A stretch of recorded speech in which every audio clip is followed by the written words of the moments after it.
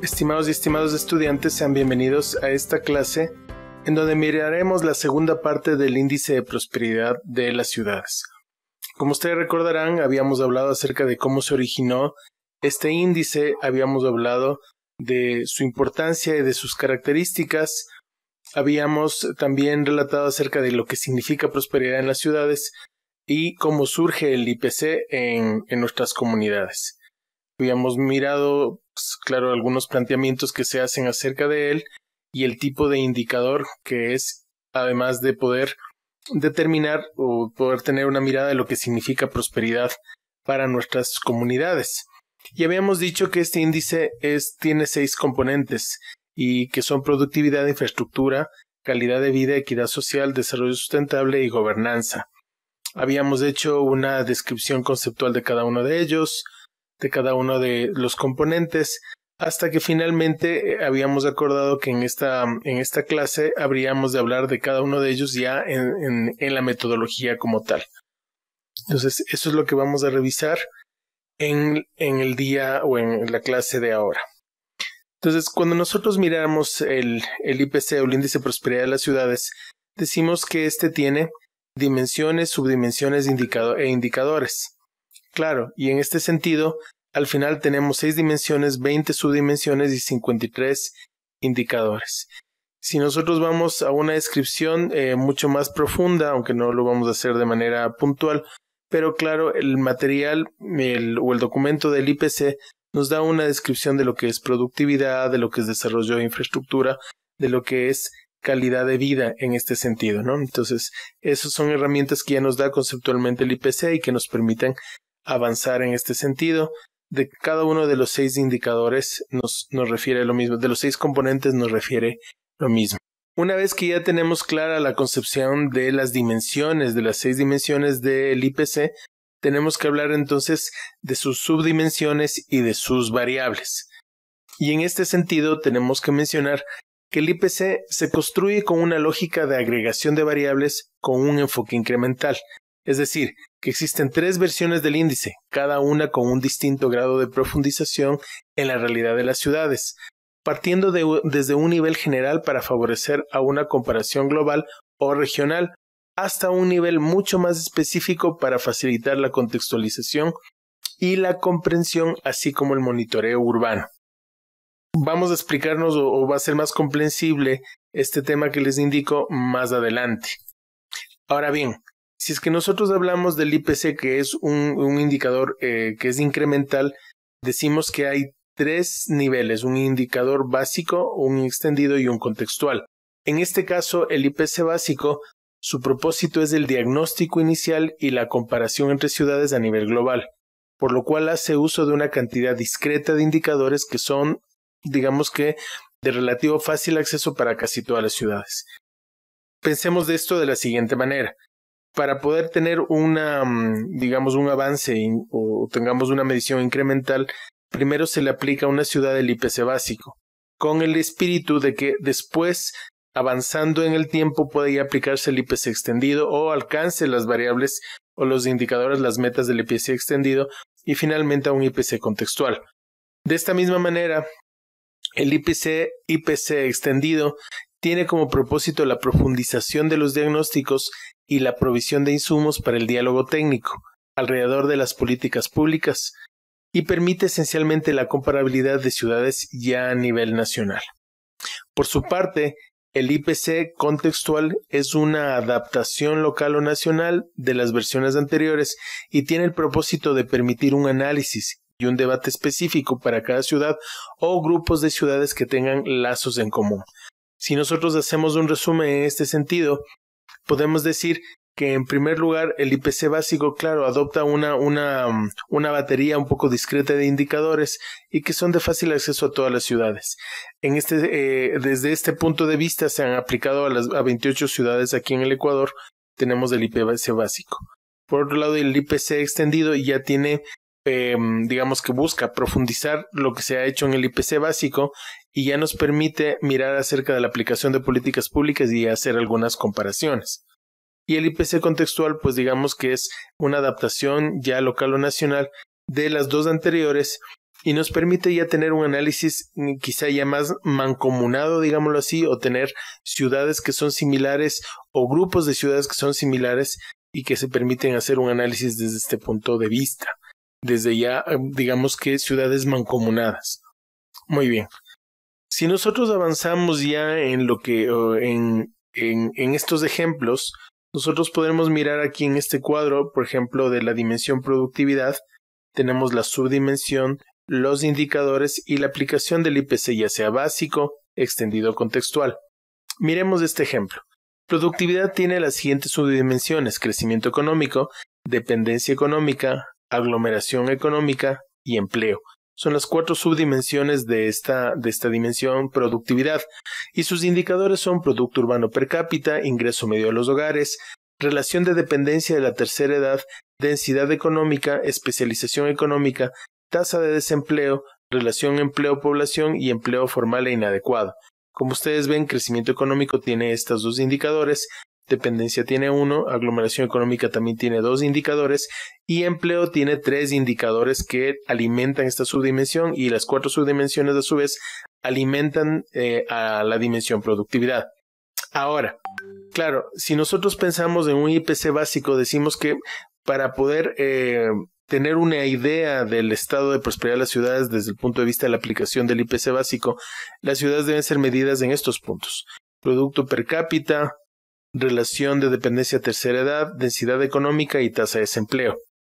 Posiblemente, y posteriormente la idea es que a estos, una vez que haya avanzado el proceso de la ciudad, donde se hayan hecho los correctivos, la política pública, donde se haya colaborado y donde haya habido un proceso en este caso, se aplicarán ya el IPC extendido para poder medir. Es decir, el objetivo de una ciudad es pasar del IPC básico a un IPC extendido y después a un IPC contextual, si fuera el caso. Muy bien. Si continuamos después de esta dimensión de productividad, miramos la dimensión de estructura o infraestructura. Y miramos que tiene que ver con infraestructura de vivienda y infraestructura social. La infraestructura de vivienda se alimenta de los indicadores vivienda durable, acceso de agua mejorada, acceso a saneamiento adecuado, acceso a electricidad, a espacio vital suficiente y densidad residencial.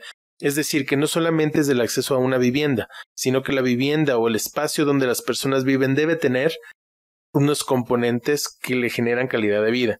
Por su parte, la infraestructura social tiene que ver con la densidad de médicos y las relaciones de alumnos docentes, los 2 servicios básicos o los 2 servicios más importantes, salud y educación, como nosotros miramos, teniendo en cuenta que de alguna manera el tema de salud está en el IPC básico y educación, aunque sigue siendo importante, el índice, el IPC lo coloca en el contextual.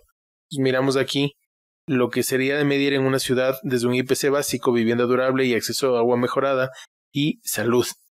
Y de esta manera se va avanzando el extendido con otro tipo de indicadores.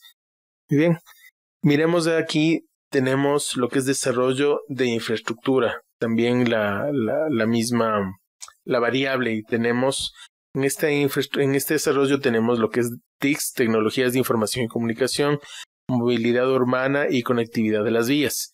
De la misma manera, nosotros encontramos qué es lo básico, y nos encontramos que lo básico, o sea, lo que tiene mayor peso en las subdivisiones es conectividad de vías.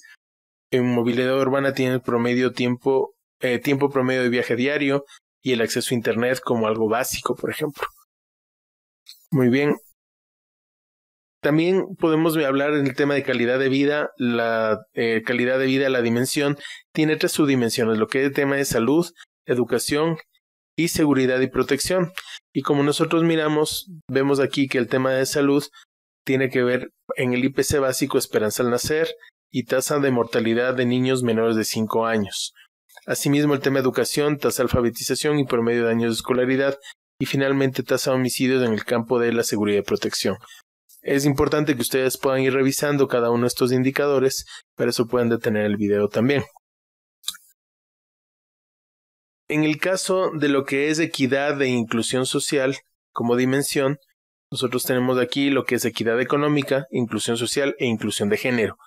Tomemos en cuenta que en equidad económica se utiliza el coeficiente de Gini y la tasa de pobreza como los indicadores de esta subdimensión.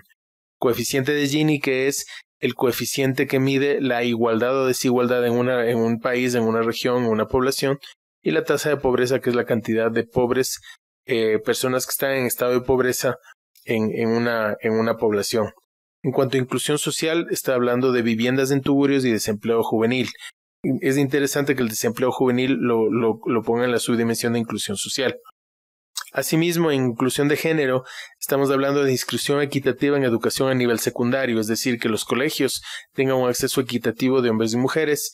Y ya en el tema, ya en un IPC extendido, miramos la participación de lideresas en niveles de gobierno y mujeres en el mercado laboral.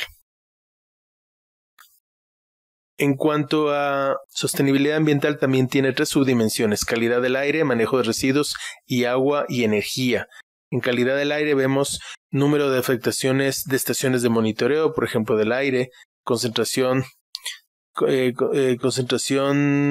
PM10, dice emisiones de CO2, recolección de residuos. En manejo de residuos sólidos estamos hablando de la recolección, la proporción de reciclaje de residuos sólidos y tratamiento de aguas residuales, por ejemplo, que son importantes.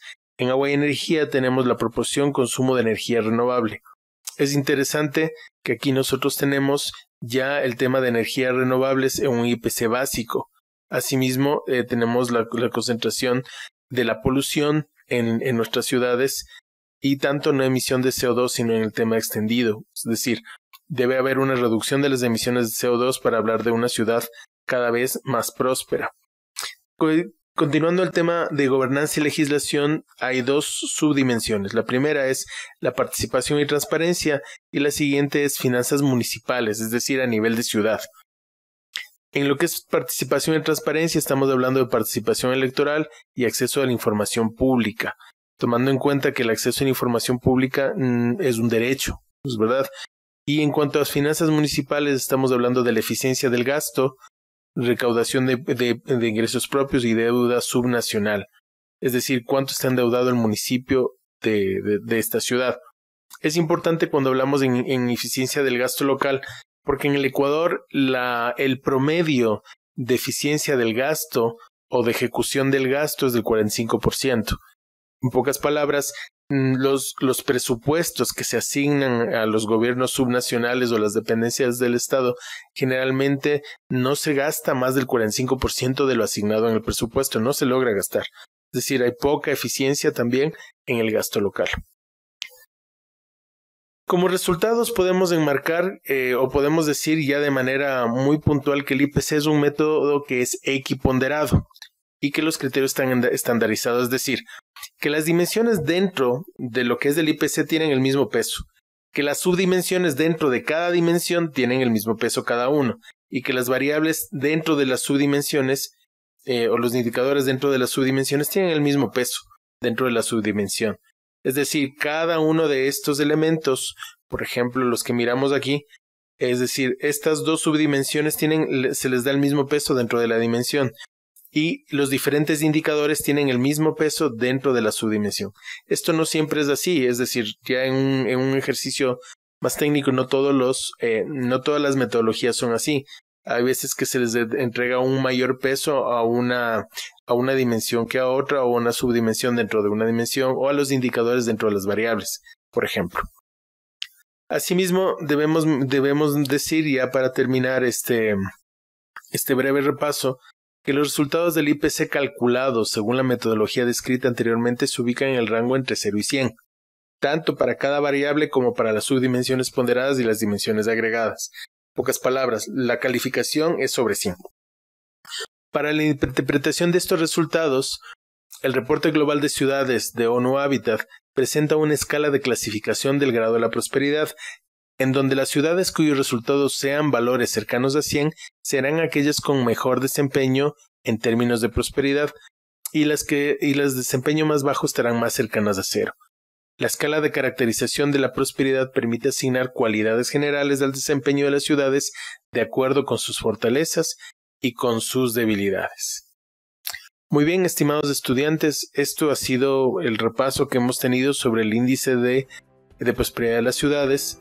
y va a ser muy importante cuando nosotros vayamos a territorio porque tenemos una base metodológica para poder hacer los análisis y para poder tomar decisiones en cuanto a política pública. Tenemos una base y tenemos un horizonte, lo cual es muy importante en el momento de tomar decisiones de política pública, de gestión municipal, de gestión comunitaria y demás. Muchísimas gracias por la atención y nos vemos pronto.